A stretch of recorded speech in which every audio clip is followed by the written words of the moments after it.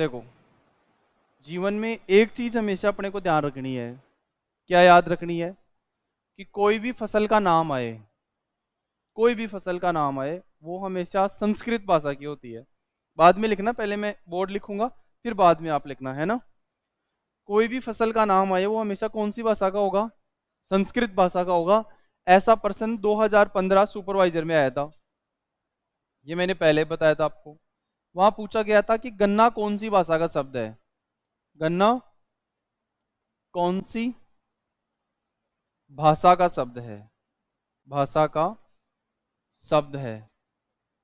ऐसा प्रश्न पूछा गया था बच्चों वहां पे। तो अब आप लोगों को ये पता होना चाहिए कि कोई भी फसल का नाम आए वो हमेशा कौन सी भाषा की होती है? संस्कृत भाषा की होती है।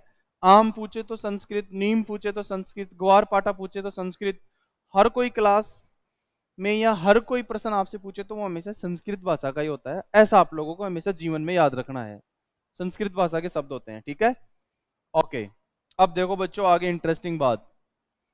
ये प्रश्न 2015 सुपरवाइजर में ऐसा पूछा गया। हाँ, बिल्कुल। ये बहुत इंपॉर्टेंट प्रश्न था, बहुत इंपॉर्टेंट प्रश्न था। ये यूट्यूब पे नहीं आएगी क्लास, ना ना ना ना, ये तो रिकॉर्ड होगी बस, फिर बाद में ऐप में जाएगी। अब देखो बच्चों, फिर मैंने आपको बताया इसका साइंटिफिक नेम क्या था, वैज्ञानिक नाम क्या है। चावल का वैज्ञानिक नाम क्या होता है? Oryza sativa. बिल्कुल, ये तो आप सब लोग जानते हैं कि सर ओराइजा सेटाइवा होता है।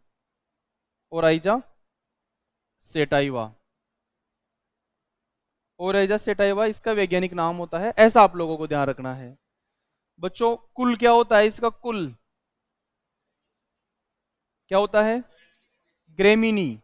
ग्रेमिनी का दूसरा नाम और क्या होता है? पोएसी। ये तो आप सब लोग जानते हैं। मेरे को ये बताओ, ग्रेमिनी नया नाम है या पुराना नाम है? अभी उत्तर प्रदेश में ये प्रश्न पूछ लिया परीक्षा में कि साहब ग्रेमिनी नया नाम है पुराना है, तो बच्चे बेचारे गलत करके आ गए। क्योंकि ग्रेमिनी आपको ज्यादातर याद रहता है, तो ग्रेमिनी तो है नया और पोएसी है पुराना। ऐसा आप लोगों को ध्यान रखना है, ठीक है। अब एक और इंटरेस्टिंग चीज देखो, चावल की ये जो ओराइजस सेटाइवा है, ये तो है एशिया की प्रजाति। कहाँ की? एशिया की प्रजाति है। एशिया की प्रजाति है ये, एशिया की प्रजाति है, ठीक है। ऐसा आपको ध्यान रखना है। इसकी दूसरी एक और प्रजाति है, उसका नाम और लिख रहा हूं मैं आगे। दूसरी प्रजाति है, उसका नाम है ओराइजा, ओराइजा ग्लेबेरेमा, ग्लेबेरेमा। ओराइजा ग्लेबेरेमा है, ये आपकी अफ्रीका की प्रजाति है। कहाँ की? अफ्रीका की। कहाँ की प्रजाति है? अफ्रीका की। और ये जो अफ्रीका की प्रजाति है, इसकी एक खास बात होती है, इसको पानी में भरकर खेती करने की जरूरत नहीं है। ये तो पानी में ही होगी, लेकिन ये पानी में नहीं होगी। मतलब ये सूखा सहनशील होती है, सूखा सहनशील होती है। ऐसा आप लोगों को ध्यान रखना है, सूखा सहनशील। आपसे परीक्षा में पूछा जाएगा बाकायदा कि अफ्रीका के लिए सबसे अच्छी प्रजाति कौन सी है? ओराइजा ग्लेबेरेमा। एशिया महाद्वीप के लिए कौन है? Oryza sativa. ऐसा आप लोगों को ध्यान रखना बहुत जरूरी है। ग्रेमिनी कुल का पौधा है, क्योंकि सारे अनाज ग्रेमिनी में ही आते हैं, ऐसा आप लोग सब जानते हो। सभी अनाज, सभी अनाज किस में आते हैं? ग्रेमिनी में ही आते हैं। ऐसा आप लोगों को पता है, किस में आते हैं? ग्रेमिनी में आते हैं, ठीक है। यहां तक तो आप लोगों को कोई दिक्कत नहीं है। अब चलो आगे बढ़ते हैं अपन। इसके बाद अब बच्चों आपसे पूछे कि इसमें गुणसूत्र संख्या कितने होते हैं, 2n बराबर कितने होते हैं? तो चावल में 2n बराबर कितने होते हैं? 24। ऐसा आप लोगों को ध्यान रखना है। फिर बात आती है कि इसका जन्म कहाँ से हुआ। जन्म, तो इसका जन्म हुआ है भारत बर्मा से। कहाँ से? भारत बर्मा से इसका जन्म हुआ है। भारत बर्मा ऑप्शन में नहीं आए तो दक्षिण पूर्व एशिया, दक्षिण पूर्व एशिया। अपन बात करें कि जैसे ये विश्व का नक्शा है, ऐसे आप लोग देखें इसको कि जैसे ये पूरा एक विश्व का नक्शा है।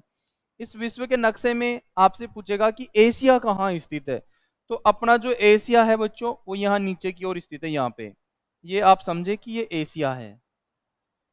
तो एशिया अपना क्या है? दक्षिण पूर्व की ओर करते हुए है। तो ऐसा एग्जामिनर पूछ लेता है।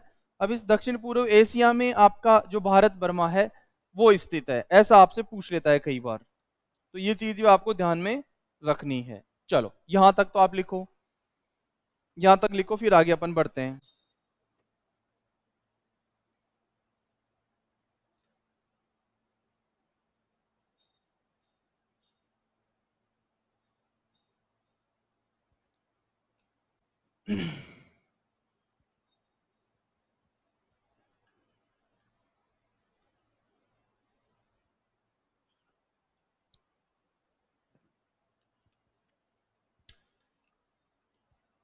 एक एक चीज को आराम से लिखो आप।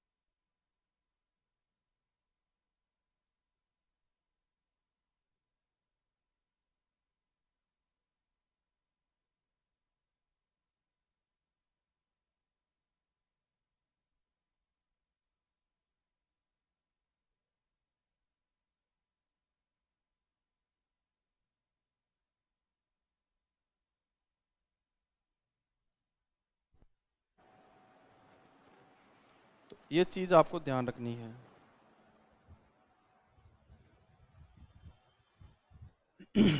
लिख दिया?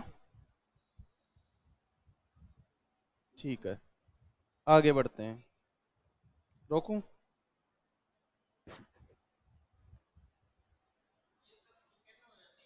हाँ, नहीं पानी भरने की जरूरत नहीं है। अभी राजस्थान में भी ऐसी वैरायटी बताऊंगा आपको जिनमें पानी भरने की जरूरत नहीं है। राजस्थान में भी चर्चा करेंगे। अब देखो आगे। अब ये जो ओराइजस सेटाइवा था ना, ओराइजा सेटाइवा, ओराइजा सेटाइवा, इस ओराइजा सेटाइवा के तीन बेटे थे। ओराइजा सेटाइवा के तीन बेटे थे। कितने बेटे थे? तीन। उसको बोलते हैं उप प्रजाति, उसको कहते हैं उप प्रजाति। ठीक है, मतलब ओराइजा सेटाइवा के तीन बेटे हैं। पहले वाला बड़ा बेटा है, उसका नाम है, उस उप प्रजाति का नाम है इंडिका। क्या नाम है? इंडिका। यदि आपको इंडिका समझ में आ गई ना, तो ये मान लो वो दोनों अपने आप ही याद हो जाएंगी, क्योंकि वो इसकी जस्ट विपरीत रहेंगी। अब इंडिका में देखो आप, इंडिका शब्द है वो इंडिया का है, तो इसकी खेती कहाँ होगी? भारत में। इसकी खेती होगी भारत में। इसकी जो जलवायु है, फेवरेट जलवायु है, कौन सी जलवायु चाहिए इसको? इसको उष्ण जलवायु चाहिए। और उष्ण जलवायु आपने देखी होगी, अब जैसे कल बारिश हुई, तो आज सुबह से जैसे अभी अपन पंखा नहीं, मतलब ये कूलर नहीं चलाएंगे, केवल पंखा ही चलाएंगे, तो उमस हो जाएगी। उमस मतलब आपको चिपचिपाहट लगने लग जाएगी। वो चिपचिपाहट होती है, बस वही जलवायु उष्ण कहलाती है, उष्ण कहते हैं उसको। और इसकी क्या खास बात थी? इसकी एक खास बात थी कि इसका तना लंबा था। तना क्या था? लंबा। ये इसकी खास बात थी। अब आप लोग जानते हो कि जब तना लंबा होता है तो थोड़ी सी भी हवा चलेगी तो पौधा गिर जाएगा।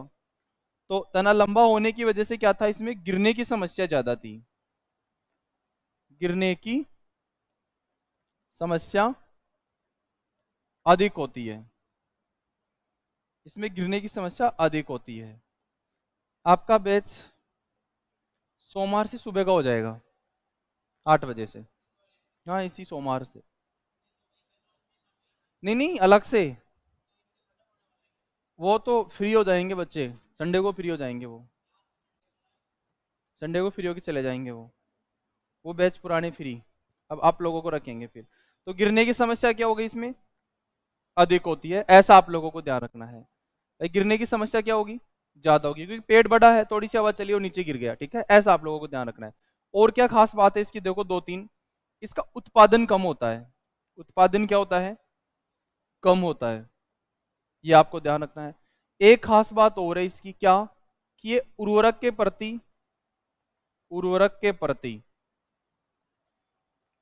प्रति असक्रिय होता है। क्या होता है?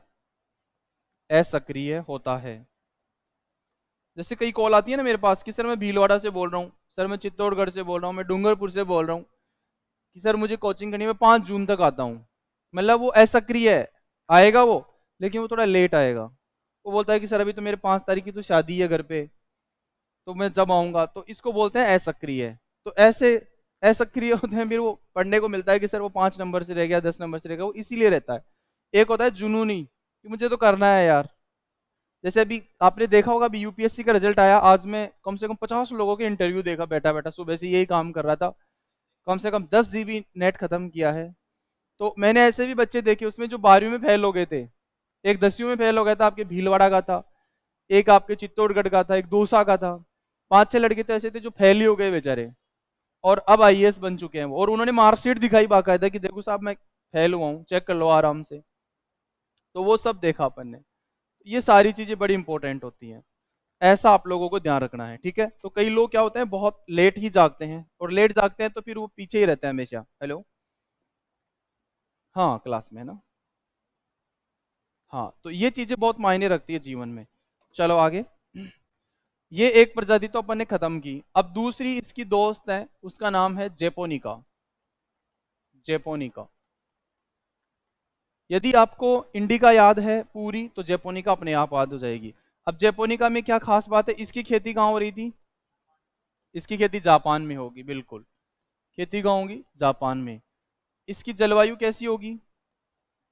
भाई इसको तो गर्मी पसंद है, और इसको शीतोष्ण जलवायु पसंद है। शीतोष्ण मतलब ठंड पसंद है इसको, शीतोष्ण मतलब इसको ठंड पसंद है। बच्चों इसका तना कैसा था? तो इसका तना क्या होगा? छोटा। इसमें गिरने की समस्या क्या है? ज्यादा। अब तना छोटा होगा तो गिरेगी नहीं, तो इसमें गिरने की समस्या कम होती है, ऐसा आप लोगों को ध्यान रखना है। गिरने की समस्या कम, ये इसकी खास बात है। फिर अगली बात आती है, इसका उत्पादन क्या होता है? कम। तो इसका उत्पादन क्या होगा? ज्यादा, अधिक। ये उर्वरक के प्रति क्या होता है? तो ये क्या होगा? सक्रिय। उर्वरक के प्रति प्रति सक्रिय। वो असक्रिय मतलब नॉन एक्टिव। यूरिया डाल दिया, उसको कोई मतलब नहीं है, ले लिया तो ले लिया, नहीं तो नहीं लिया। हाँ, लेकिन ये इतना चालाक है, यूरिया डालते ही तुरंत एक्सेप्ट कर लेगा, जब तो पैदावार ज्यादा दे रहा है, ये उत्पादन अधिक इसीलिए दे रहा है। ये बहुत टैलेंटेड है। क्योंकि कई बोलते हैं ना कि सफलता उनको ही मिलती है, कलाम कोई भी हो, सब यही बोलते हैं कि साहब सफलता बहुत सारे विद्यार्थी ऐसे होते हैं, जैसे अभी आपके सुपरवाइजर में 2 लाख बच्चों ने आवेदन करेंगे, लेकिन पास तो 1500 ही होंगे ना, क्योंकि सीट तो 1500 ही रहेंगी आपकी। तो बाकी और कहाँ जाएंगे? 1 लाख मतलब 98,500 कहाँ जाएंगे? यस, वो निष्क्रिय। तो ऐसे इनमें होता है, जो समय के अनुसार वर्तमान में जिएगा वो आगे बढ़ जाएगा, जो नहीं जिएगा वो पीछे रह जाएगा। तो ये बहुत मायने रखता है। तो ये दोनों उतारो। अब पढ़ने में ऐसे भी होंगे कि 20,000 तो पढ़ेंगे 2 लाख में से। हाँ, 10% तो पढ़ेंगे ही पढ़ेंगे, लेकिन उन 10% 20,000 में से कौन क्या पढ़ रहा है, बस ये मायने रखेगा कि उसके पास मैटर क्या है, उसके पास क्या स्टडी है, क्या उसकी रणनीति है। जैसे अभी आपने देखा कि कांग्रेस ने पूरी ताकत लगा दी कर्नाटक में। उन्होंने पूरे जितने भी इंडिया के लीडर थे सबको लगा दिया, एक एक ढाणी में, एक एक गांव में, एक एक घर में पहुंच के कि आपकी क्या मांग है, क्या चाहिए क्या नहीं चाहिए। बीजेपी ने सोचा कि हमारा तो नाम ही खूब काफी है, इसीलिए वो हार गए, क्योंकि उनकी जो रणनीति थी, उनकी तैयारी थी, वो कम थी। और रणनीति तैयारी कम होती है तो वो फेल हो जाता है फिर। अकबर के जीतने का कारण यही था, अकबर कभी भी किसी राजा को कमजोर नहीं समझता था। वो किसी ढाणी के राजा को भी ऐसे समझता था कि पता नहीं कितना पावरफुल होगा ये, इसलिए वो तैयारी बहुत तगड़ी रखता था। हाँ, जबकि कभी स्कूल में नहीं गया बेचारा, कभी एक क्लास नहीं पढ़ा, वो अनपढ़ था। अकबर अनपढ़ था, लेकिन उसकी तैयारी बहुत तगड़ी थी, इसलिए वो जीतता था बस। बाकी और उसके पास कोई खास टैलेंटेड नहीं था। नवरत्न थे उसके पास, ये आप लोग जानते हैं।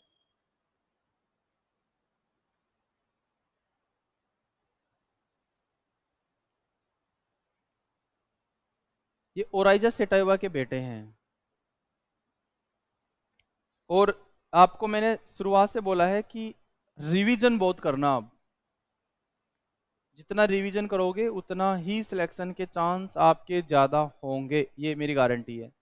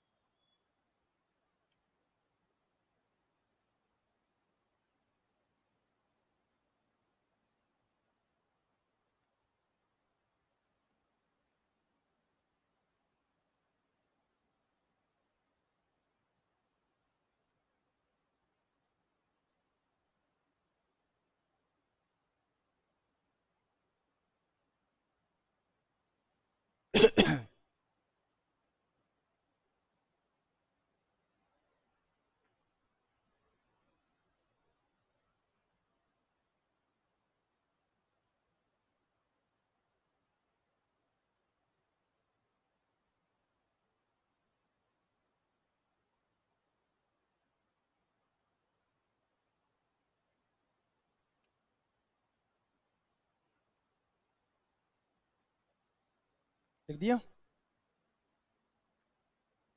ओके, तो दोनों प्रजाति आपकी समाप्त। तीसरी प्रजाति लेते हैं अपन, 3 नंबर प्रजाति, उसका नाम है जावानिका।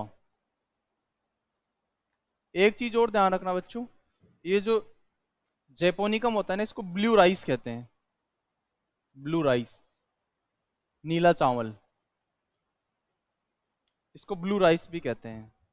ये अभी सीटी के एग्जाम में पूछ लिया था कर्मचारी चयन बोर्ड ने कि ब्लू राइस कौन सा होता है। ब्लू राइस भी कहते हैं इसको। अब जावानी का है, इसको जावानी का है, इसको बालू धान कहते हैं। बालू धान, बालू धान कहते हैं, ऐसा आपको ध्यान रखना है। अब देखो, इसकी खेती इंडोनेशिया में होती है। ये जो पहले वाली वैरायटी थी ना, दोनों उनके बीज की है, उनके दोनों के बीज की जावानी का। इसकी खेती इंडोनेशिया में होती है। इंडोनेशिया, इंडोनेशिया में उगाते हैं इसको। अब इंडोनेशिया में उगाने के साथ साथ बच्चों एक चीज और ध्यान रखेंगे आप, इंपॉर्टेंट, इसकी जो जलवायु है वो दोनों मिक्स हो गई। इसको उष्ण भी चाहिए और शीतोष्ण भी चाहिए, दोनों ही चाहिए। तो ये आ जाता है समशीतोष्ण में, समशीतोष्ण में आ जाता है भाई। दोनों क्लाइमेट इसकी फेवरेट जलवायु है। फिर जलवायु के बाद में इसका भी तना क्या होता है, मध्यम होता है, क्योंकि बीच की है तो मध्यम। तो ये गिरने के प्रति प्रतिरोधी होती है। ये गिरती नहीं है, बीच वाली है तो भी ये नहीं गिरेगी, ऐसा आपको ध्यान रखना है। इसका उत्पादन भी मध्यम है, उत्पादन मध्यम ही है, न तो ज्यादा है न कम है, क्योंकि बीच की है। ये उर्वरकों के प्रति सक्रिय हो भी सकती है और नहीं भी हो सकती। तो उर्वरकों के प्रति सक्रिय प्लस असक्रिय। कई बार क्या है, विद्यार्थी कंफ्यूज हो जाता है कि मैं यहाँ जाऊं या नहीं जाऊं। एक मन तो करता है जाऊं और एक मन तो करता है नहीं जाऊं, ऐसे बोलते हैं ना गाँव में, ये तू शादी में चलेगा क्या? तो वो फिर बोलता है कि यार एक मन तो कर रहा है और एक मन नहीं कर रहा। ऐसा बोलते हैं लोग कि एक मन तो कर रहा है कि मैं शादी में जाके आऊं और एक कर रहा है नहीं कर रहा। तो बस ये वैसी ही वैरायटी है। हाँ, बस तो वही कंफ्यूजिंग रहता है विद्यार्थी, निर्णय लेने में असमर्थता बोलते हैं उसको। हाँ।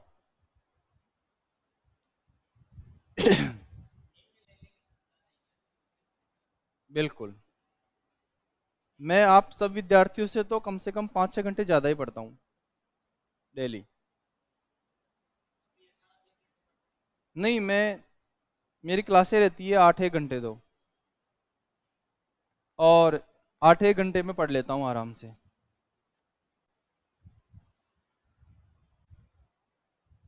8 घंटे तो पढ़ लेता हूँ। नहीं, मैं कैसे भी पढ़ लेता हूँ, लेट के भी, सारा लेके भी। नहीं, मेरे को नींद नहीं आती है। मेरे को क्या टेंशन रहती है, मेरे को नींद आती है तो मैं मुंह धो के आ जाता हूँ, या तेज स्पीड में गाड़ी चला लेता हूँ। गाड़ी चला लेता हूँ मैं।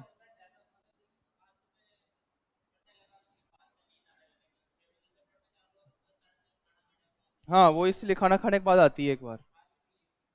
मैं ऐसे नहीं करता कभी भी। मैं तो गाने सुनने, गाने लाउड में चला देता हूँ, बिल्कुल तेज लाउड में, फिर उड़ जाती है नींद। या फिर मैं क्या करता हूँ, रोड पे आके देखने लग जाता हूँ लोगों को, तो वैसे ही उठ जाएगी फिर अपनी। ऐसे करता हूँ, है ना। तगड़े गेम से काम करता हूँ मैं। लेकिन मैं ठाला नहीं बैठता, ये मेरी आदत है आज तक की। नहीं, मैं यही पढ़ता रहता हूँ, बायोलॉजी पढ़ लेता हूँ, एग्रीकल्चर भी पढ़ लेता हूँ। एग्रीकल्चर ज़्यादा पढ़ता हूँ मैं। नहीं, पीएचडी तो अभी नहीं की मैंने। मैं तो ऐसे ही बस नॉर्मली पढ़ता हूँ, क्योंकि जीवन में अभी एलन मस्क का इंटरव्यू आया, बिल गेट्स का इंटरव्यू आया दैनिक भास्कर में, बड़े बड़े थे तो उन्होंने यही बोला कि हमारी जिंदगी में सबसे बड़ा राज है पढ़ना। बिल गेट्स तो बोला कि मैंने जीवन में पढ़ने के अलावा कोई काम ही नहीं किया आज तक। और अभी भी मैं तो खूब सारा, एक दिन के 10 पेज तो पढ़ता ही पढ़ता हूँ। ट्रेन में जाता हूँ तो भी पढ़ता हूँ, चाहे से वॉशरूम में बैठा हूँ तो भी पढ़ लेता हूँ। वॉशरूम में भी मैंने स्क्रीन लगा रखी है, उस पर किताब चला देता हूँ, उसको मैं पढ़ता रहता हूँ कि ये न्यूज़पेपर पढ़ लेता हूँ। शाहरुख खान से भी मैंने यही सीखा। शाहरुख खान की हर गाड़ी में एक एक दो दो किताबें जरूर मिलेंगी। तो वो जहां भी जाते हैं ना तो वो पढ़ते जरूर हैं, क्योंकि वो बोला कि पढ़ोगे ही नहीं तो दिमाग कहाँ से चलेगा आपका। और बात तो सही है उनकी, जितना ज्यादा आदमी पढ़ेगा उतना इंटेलिजेंट होगा, 100 टक्के की बात है ये। इसमें ये मैंने बहुत अच्छे से अनुभव किया है, ये मैंने बहुत अच्छे से अनुभव किया है। ठीक है, अब चलते हैं आगे। नहीं, अपन को इतना ज्यादा भी नहीं चाहिए। है ना? जलवायु, इसकी धान की जलवायु है बच्चों, उष्ण है ना। ऐसा आपको ध्यान रखना है। इसकी जो प्रोटीन है, ये नौकरी खूब है अपने दो, बहुत। है ना? तो प्रोटीन है, वो देखो प्रोटीन इसमें 2 प्रकार की होती है, एक तो 6 से 7%। ये तो चावल में होती है, सफेद चावल खाते हो ना आप? बिल्कुल उसमें होती है। और एक चीज बता दूं मैं आपको, चावल के साथ दाल मिला देते हैं ना तो उसका जैविक मूल्य बढ़ जाता है। और आपका 7 से 9% होता है धान में। धान में प्रोटीन अलग होती है और चावल में अलग होती है, ध्यान रखना है ऐसा जीवन में। और इसकी जो प्रोटीन होती है चावल की, उसको क्या कहते हो आप? ओराइजिनिन। ओराइजिनिन, इसको ओराइजिनिन प्रोटीन कहते हैं, ऐसा आप लोगों को ध्यान रखना है। ठीक है, इसकी प्रोटीन को ओराइजिनिन कहते हैं। ठीक है, अब इसके बाद में बात करें वसा, मतलब तेल। कितना तेल होता है धान में? 1.3%। लेकिन इसका जो छिलका होता है ना, छिलका, उसमें बच्चों 13 से लेकर के 16% तेल होता है, जिससे एक खाने वाला तेल बनता है छिलका में। इससे एक खाने वाला तेल बनता है, उसको बोलते हैं राइस ब्रान। आपने दैनिक इसमें आपके टीवी में ऐड देखा होगा कभी, राइस ब्रान का पतंजलि एक ऐड करता है। उसके हाथ में एक बोतल होती है तेल की, रामदेव जी के, वो बोलता है कि इस तेल को खाने से आपका कोलेस्ट्रॉल कम हो जाएगा। और ये सरसों, मतलब सॉरी, इसके चावल के छिलके से बना हुआ तेल है। तो चावल का छिलका होता है, उसमें तेल बहुत होता है। उससे तेल निकाल करके राइस ब्रान नाम का एक तेल बनता है। और इसमें जो वसा, नॉर्मल चावल में जो वसा होती है वो 1.3 होती है, ऐसा आपको ध्यान रखना है। ठीक है। हाँ, ये तेल परसेंट है छिलके के अंदर। हाँ, वसा तेल एक ही तो बात है, पर्यायवाची तो है वसा का तेल, फैट, ये पर्यायवाची हैं। अब इसके बाद देखो जोरदार चीज देखो कि इसमें जो परागण होता है, परागण, वो होता है स्वपरागण। कौन सा? स्वपरागण। इसको सेल्फ पोलिनेशन बोलते हैं। सेल्फ पोलिनेशन का मतलब ये होता है कि चावल में देखना कई बार, चावल के अलावा और जैसे आगे और क्रॉप की बात करेंगे, अभी मैं आगे बताता हूं इसको। चावल क्या करता है, खुद का निषेचन खुद ही करता है। इसमें न तो मधुमक्खी की जरूरत कि साहब मधुमक्खी बैठेगी फूलों पे तो ही फल, मतलब चावल के दाने बनेंगे, ऐसा कुछ नहीं है। अपने आप ही निषेचन हो जाता है उसमें, खुद का खुद ही निषेचन कर लेता है वो, उसको बोलते हैं सेल्फ। ठीक है। और इसके अलावा देखो इसमें पृथक्करण दूरी, पृथक्करण दूरी क्या होती है? पृथक्करण दूरी होती है एक फसल, एक फसल की दो अलग अलग किस्मों की दूरी।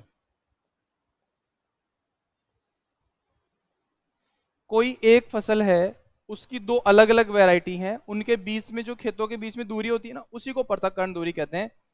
जैसे मैं आपको एग्जांपल देके बताऊं कि इसमें तो आपने चावल लगाया सीता वैरायटी,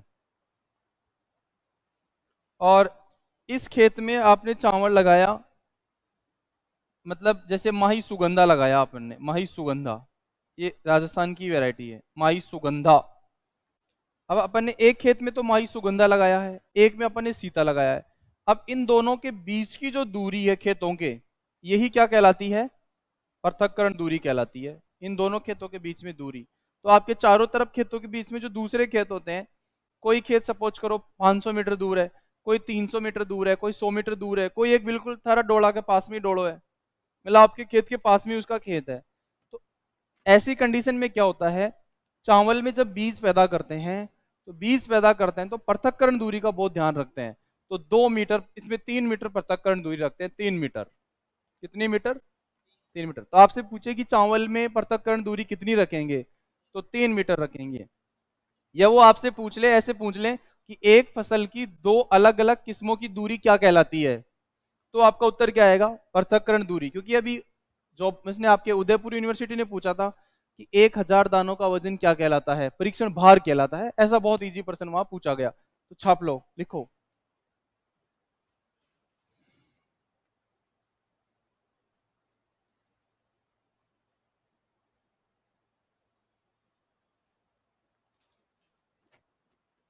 ऐसे प्रश्न परीक्षा में आए तो आपको क्या करना है? चावल की प्रोटीन पूछे तो 6 से 7% आप लोग उत्तर देंगे। आपसे धान की प्रोटीन पूछे तो 7 से 9% बताना है आपको, क्योंकि चावल की प्रोटीन अलग है, धान की प्रोटीन अलग है।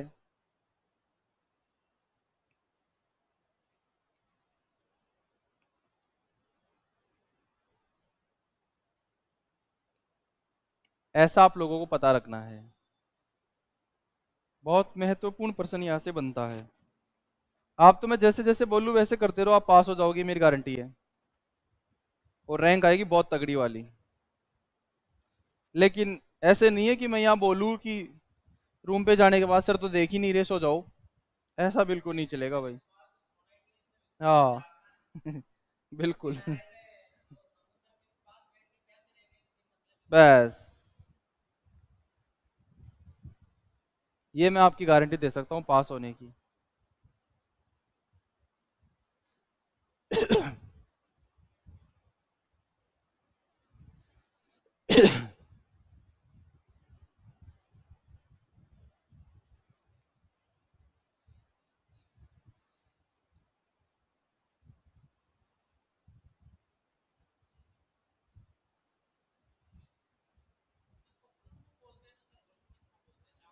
चावल में हलिंग परसेंट होता है, दाना प्लस छिलके को अलग करना, वो भी लिखाएंगे आपसे।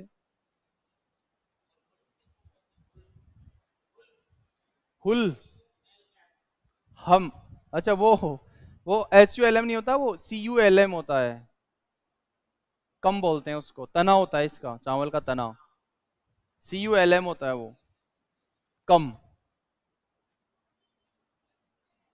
CULM बोलते हैं उसको, कम बोलते हैं, CULM।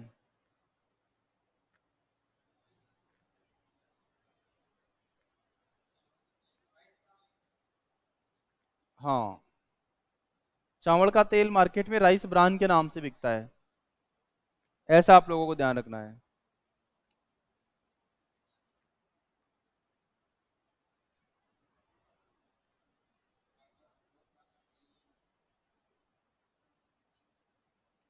चलें आगे। हाँ, क्यों उष्ण में ही होता है अपने यहाँ पे, खरीफ में होता है ना, तो खरीफ में उष्ण ही होता है। शीतोष्ण हो गया, नहीं वो अलग है, वो वहाँ के हैं, अपने राजस्थान के नहीं है वो असम एंड बोरो अपना नहीं है, वो वहाँ का है, साउथ का और नॉर्थ इंडिया का है, वो अपने राजस्थान के लिए लागू नहीं है, उसमें लिखेंगे भी बाकायदापन। ओके, अब इसके बाद देखो बच्चों,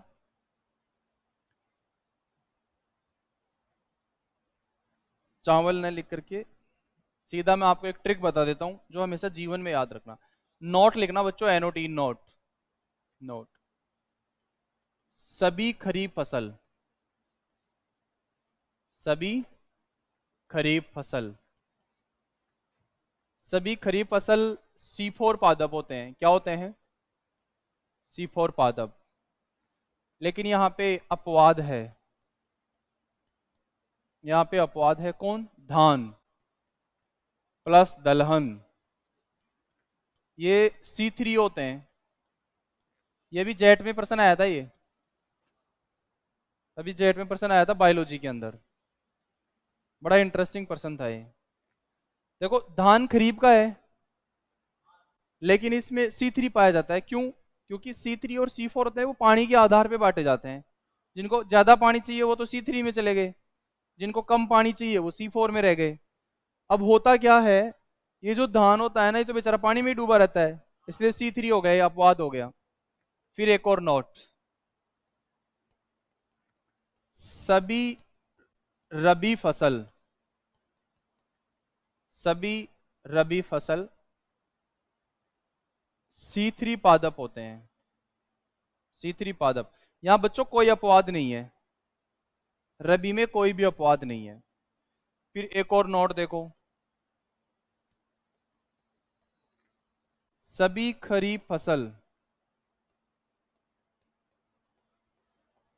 सभी खरीफ फसल, सभी खरीफ फसल जो होती है ना बच्चों, वो SDP होती है, क्या होती है? SDP है। किसमें? नहीं, जायद नहीं होता है, जायद इसमें नहीं होता है, ध्यान रखना, जायद बाहर हो गया, जायद नहीं होता है, इसमें रेगिस्तानी पौधे होते हैं जिनको कैम पादप कहते हैं। यस। सभी खरीफ फसल होती है वो SDP होती है, SDP का मतलब होता है लघु दिवस पादप, हाँ, सोडे प्लांट, ठीक है। देखो फिर आगे, फिर यहाँ कोई अपवाद नहीं है बच्चों। फिर एक और नोट, सभी रबी फसल, सभी रबी फसल LDP होती है। LDP का मतलब होता है लॉन्ग डे प्लांट, दीर्घ दिवस पादप। बच्चों इनको दीर्घ दिवस पादप कहते हैं, दीर्घ दिवस पादप कहते हैं, ठीक है, ऐसा आपको ध्यान रखना है, या इनमें कोई अपवाद नहीं होता है। अब मैं आपको दीर्घ दिवस पादप बता दूं क्या होता है। 12 घंटे से ज्यादा प्रकाश, 12 HRS से अधिक प्रकाश आवश्यकता, अधिक प्रकाश आवश्यकता। जिस पौधे को 12 घंटे से ज्यादा प्रकाश मिल रहा है वो आपका क्या होता है? LDP होता है। और जिसको 12 घंटे से कम चाहिए, से कम प्रकाश आवश्यकता, ये क्या कहलाता है? लघु दिवस कहलाता है। तो लघु दिवस में और दीर्घ दिवस में इतना ही अंतर है कि इसको तो 12 घंटे से ज्यादा चाहिए, उसको 12 घंटे से कम चाहिए, जब तो लघु होगा, नहीं तो बड़ा हो जाता।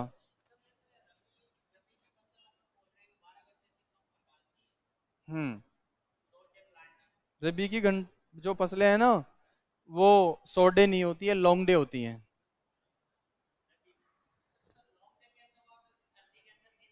दिन छोटे होते हैं लेकिन पकते समय चाहिए ना तापमान इनको। 14 जनवरी के बाद चालू हो जाता है, तो आपने सुना होगा कि मकर संक्रांति के बाद दिन बड़े होने लग जाते हैं। तो वो इसीलिए पकते समय चाहिए प्रकाश। वर्दी के समय प्रकाश कभी नहीं चाहिए, वो देखो जरूरत ही नहीं है। पकते समय ही चाहिए, इसका मतलब ही यही है। रबी में दिन छोटे होते हैं और अभी इस समय दिन बड़े हैं। तो जैसे जैसे फरवरी जनवरी के बाद में क्या होता है, फरवरी मार्च में क्या दिन बड़े होने लग जाते हैं। और रबी कब पकता है? मार्च में और अप्रैल में। मार्च अप्रैल में दिनों की संख्या बड़ी होने लग जाती है। ऐसे सबसे छोटे दिन होते हैं दिसंबर जनवरी में। चलें? ओके, चारों नोट लिख दिए? ठीक। अब देखो आगे। अब आपको तापमान याद करने हैं, तापमान, टेम्परेचर। सबसे पहले तो मैं तापमान में आपको दो तीन चीज बहुत इंपॉर्टेंट बताता हूं। सबसे पहले तो बेस टेम्परेचर। बेस टेम्परेचर, इसको हिंदी में भी लिखूंगा मैं, आधार तापमान। आधार तापमान, इसका प्रश्न सबसे ज्यादा परीक्षाओं में पूछा जाता है, आधार तापमान। आधार तापमान को आपको कैसे याद रखना है मैं बताऊंगा आगे, अभी आधार तापमान क्या होता है। लेकिन उससे पहले मैं आपको बता दूं, खरीफ के लिए, खरीफ के लिए जो आधार तापमान चाहिए वो चाहिए बच्चों 9.5 डिग्री सेल्सियस। कितना? 9.5। अब आपसे पूछ ले एग्जामिनर कि खरीफ के लिए आधार तापमान कितना होगा? 9.5। अब आपसे पूछ ले कि मक्का के लिए कितना चाहिए? 9.5, क्योंकि मक्का खरीफ का ही तो है। बाजरे के लिए पूछे तो भी 9.5, मूंग के लिए पूछे तो भी 9.5, उड़द के लिए पूछे तो 9.5, अरहर 9.5, जवार पूछे तो 9.5। मतलब जो भी खरीफ में लगेगा उन सबके लिए 9.5 ही चाहिए। आधार तापमान का मतलब होता है जिसपे बीज का अंकुरण, बीज अंकुरण के लिए न्यूनतम तापमान, बीज अंकुरण के लिए न्यूनतम तापमान। बच्चों इससे कम तापमान हो गया ना खरीफ में, तो आपका बीज उगेगा ही नहीं। अभी खरीफ चल रहा है इस समय, क्योंकि अभी 10-15 दिन बाद में आप बारिश आएगी तेज, तो मूंग मोर चना ये लगाने लग जाए किसान। यदि उस समय टेम्परेचर 9.5 हो जाए तो आपका मूंग उगेगा ही नहीं, कोई भी बीज नहीं उगेगा। 9.5 से ऊपर ही उगते हैं वो। ठीक है, ऐसा मैंने इसको बताया है। ये तो मैंने बता दी खरीफ की। अब मैं बात कर रहा हूं बच्चों रबी की। रबी के लिए, रबी के लिए, रबी के लिए चाहिए बच्चों 4.5 degree Celsius. 4.5 degree Celsius. Kharif के लिए 9.5, रबी के लिए 4.5। इसमें जायद नहीं लिखना आपको, है ना, तो ये दोनों लिख लो।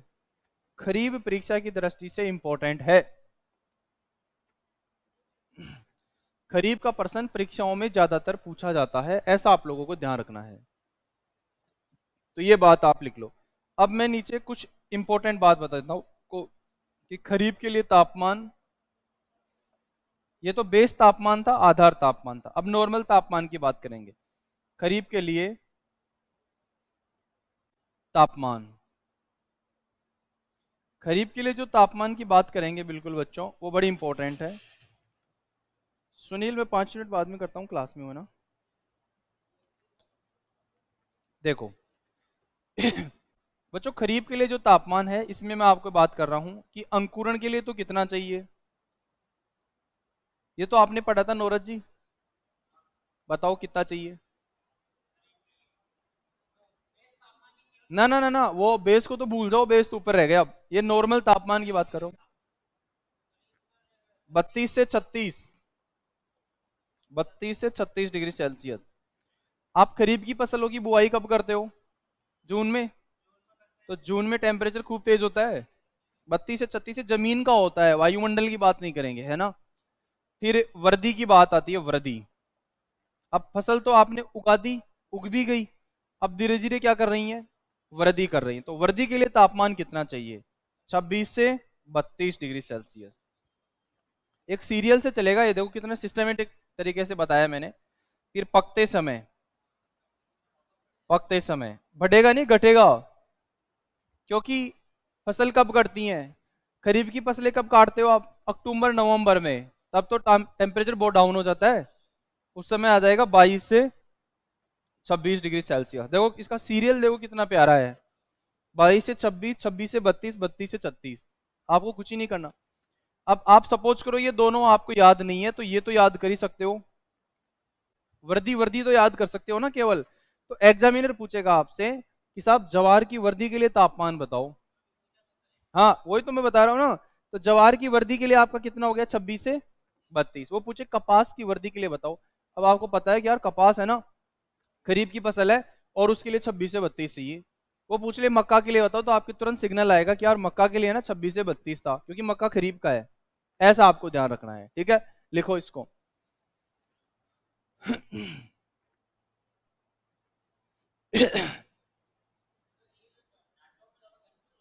इसमें कंफ्यूज वाले नहीं है, इनको बार बार पढ़ना पड़ता है, फिर आप कंफ्यूज नहीं होंगे। पहली बार पढ़ने पे दुनिया का कोई ऐसा इंसान नहीं है जो एक बार में याद कर ले, ना कोई पैदा हुआ। ऐसे नहीं है कि मैं इतना ज्यादा पढ़ता हूं तो कि मैं तो साहब एक बार देखते ही स्कैन कर लेता हूँ, नो एट पॉसिबल नहीं है ऐसा। आपको आईएएस बनने वाला भी यही बोलता है कि 5-6 बार रिवीजन किया मैंने तब जाके आईएएस बना। एक बार में पढ़ के कोई आईएएस नहीं बनता है।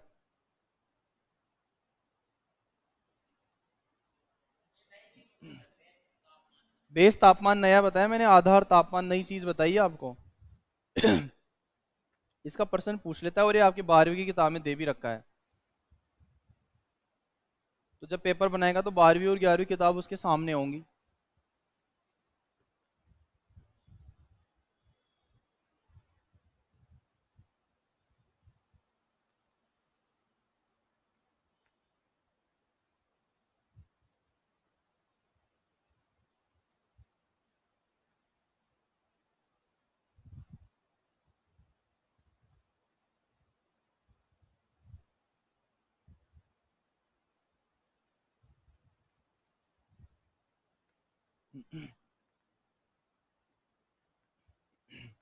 खरीफ के लिए इधर रबी के लिए लिख देता हूं, है ना,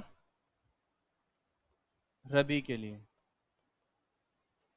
इधर रबी के लिए लिख रहा हूं। इस रबी में भी एक तो हो गया अंकुरण, एक हो गया आपका वृद्धि, और एक वही पकते समय। अब रबी की फसल कब उगाते हो आप, अक्टूबर नवंबर में। हाँ, तो उस समय जो अक्टूबर नवंबर होता है उस समय टेम्परेचर रहता है आपका 20 से 22 डिग्री सेल्सियस। यहाँ पे बच्चों ये वेरी मोस्ट है, यहाँ पे अंकुरण मोस्ट है, यहाँ पे वृद्धि मोस्ट। आपसे पूछेगा एग्जामिनर कि गेहूं के अंकुरण के लिए तापमान बताओ। अब आपको पता है कि गेहूं कौन से मौसम का है, रबी का, और रबी वालों को लिए अंकुरण का लिए कितना चाहिए, 20 से 22। वृद्धि के लिए चाहिए 15 से 20 डिग्री सेल्सियस, और पकते समय चाहिए बच्चों 26 से 32 डिग्री सेल्सियस। देखो कितनी जोरदार बात है। अंकुरण के वेरी मोस्ट लगा देना, उधर वर्दी के मोस्ट लगा देना।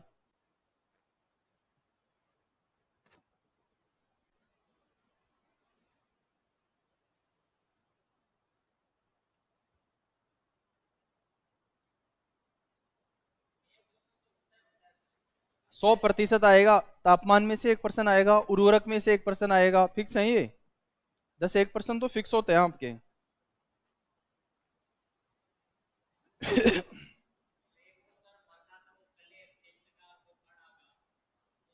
हाँ, नहीं कणाकार तो रटवा देंगे, कणाकार आपको।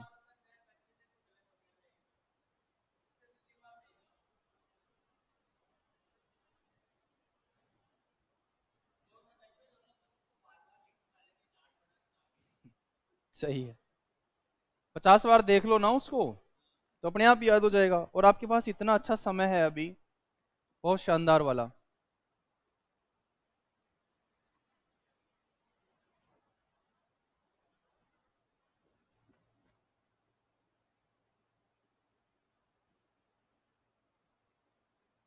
चले आगे, ठीक है।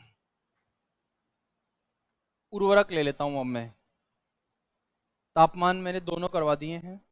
जायद की बिल्कुल भी बात नहीं करेंगे अभी, कुकर बीट्स पढ़ाएंगे ना आपको, ककड़ी मूली तब बात करेंगे उनकी, उससे पहले बिल्कुल बात नहीं करनी, लोड नहीं देंगे मतलब आपको। हाँ वो है, वो बाद में बात करेंगे उसकी। उर्वरक, उर्वरक में से 1% परीक्षा में पक्का आता है। अब किसान क्या करता है, उर्वरक देखो आपको अभी याद करवा दूंगा मैं सारे, सभी अनाज, आपको उर्वरक में लोड नहीं लेना। उर्वरक हमेशा केजी प्रति हेक्टर में डलता है, किलोग्राम प्रति हेक्टर में डलता है उर्वरक, ठीक है। अब आपको ऐसे रटना नहीं है, सब फसलों का नहीं रटना कि यार इसका क्या होगा इसका क्या होगा, नो। आपको बस इतना ही ध्यान रखना है कि सभी अनाज जो होते हैं इनमें एनपीके कोड कितना होगा। किसान हमेशा एनपीके ही डालता है, तो अनाजों का कोड है बच्चों 421। आपको ऐसे याद रखना है कि अनाज का कोड होता है 421। अब मैं आपको बताऊंगा कैसे निकालना है आपको उर्वरक। आपको कुछ नहीं करना, 1 kg मतलब 1 बराबर आपको क्या करना है, 1 बराबर आपको मानना है 30 किलो। 1 बराबर कितना मानना है, 30 किलो। ये आपको हमेशा ध्यान रखना है कि यार 1 बराबर 30 किलो होता है। ये मैं इतनी बार चर्चा करूंगा कि आपको वैसे ही याद हो जाएगा। 1 बराबर 30 किलो, तो 1 बराबर तो हो गया 30 किलो, 2 बराबर 60 किलो, और 4 बराबर 120 किलो। भाई 1 बराबर आपने 30 माना है ना, तो 1 30, 2 60, 3 90, 4 120, 5 150, 6 180, मतलब बढ़ता जाएगा। अब एग्जामिनर पूछेगा आपसे कि साहब गेहूं के खेत में कोई किसान मतलब पैदावार लेना चाहता है तो कितना नाइट्रोजन डालेगा, तो आप भी तैयार हो कि लो साहब 120 किलो डालेगा। 2015 में सुपरवाइजर में प्रश्न आया था ये, ध्यान रखना, समझ गए। ओके, सभी अनाज की छुट्टी हो गई, तो सभी अनाज का कोड क्या हो गया 421।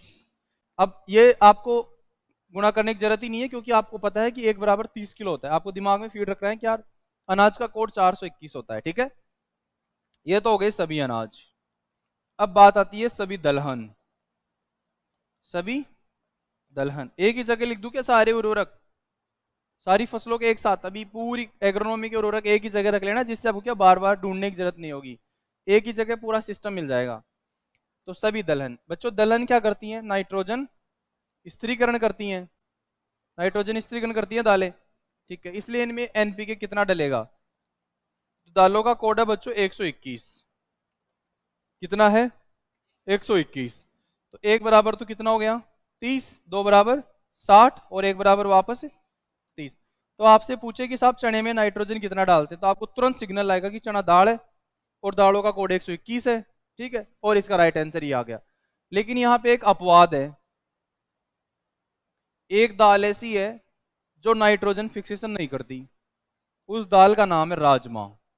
क्या नाम है, राजमा। राजमा के आगे लिखेंगे नाइट्रोजन स्थिरीकरण,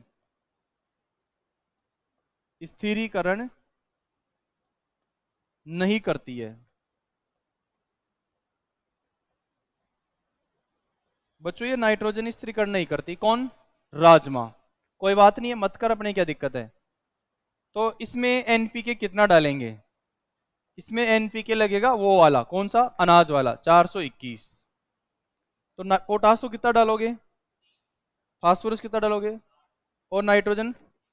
सर 2018 वाला जो पेपर है ना आपका, 2018 सुपरवाइजर, उसमें ये प्रश्न आया था कि राजमा में नाइट्रोजन कितना डालते हैं। अब जिन बच्चों को ये पता था कि राजमा नाइट्रोजन स्थिरीकरण नहीं करता है, तो उनका राइट आंसर तो था 120 किलो, 120 किलो, ठीक है। तो राजमा अपवाद है, और अपवाद का प्रश्न जल्दी आता है, हमेशा जीवन में ध्यान रखना। चलो ये तो बात हो गई आपकी दालों की। अब दालों के बाद में इसमें अपन चर्चा करते हैं आगे, तिलहन की भी चर्चा कर लो। तिलहन, बच्चों तिलहन वाली फसलें हैं उनको कितना एनपीके चाहिए, तो तिलहन में जो एनपीके चाहिए वो चाहिए 3 2 1। तो ये पोटास तो कितना हो गया 23, फास्फोरस और नाइट्रोजन 90, 90। हाँ हाँ, यहाँ पे अपवाद कौन है, यहाँ पे भी अपवाद है बच्चों, यहाँ पे अपवाद है सोयाबीन और मूंगफली प्लस मूंगफली। देखो सोयाबीन क्या करती है, नाइट्रोजन स्थिरीकरण करती है, और मूंगफली भी नाइट्रोजन स्थिरीकरण करती है, क्योंकि सोयाबीन दालों में भी आती है और तेल में भी आती है, और मूंगफली की भी जड़ों के गांठ पाई जाती है। तो ये दोनों क्या है, नाइट्रोजन स्थिरीकरण करती हैं। एन फिक्स मतलब नाइट्रोजन स्थिरीकरण करती हैं। अब नाइट्रोजन स्थिरीकरण करती हैं तो इनमें एनपीके कम डालना होगा आपको। कितना? 1 2 1। ये दाल वाला कोड लग जाएगा इनमें। ये दालों की बुआ की बेटी हैं, ऐसे समझो आप। ठीक है। और राजमा है, ये गेहूं चना, ये गेहूं जो आपका मक्कारी है ना, इनकी बुआ की बेटी है। ऐसा आप इनको ध्यान रखो। तो आप लोगों को याद रखना है कि अनाज का कोड कितना हो गया? 421। दालों का कोड, तिलहन का कोड, सोयाबीन मूंगफली का कोड 121, और राजमा का 421। समझ गए? अब चलो लिखो, लिखो बड़े प्रेम से।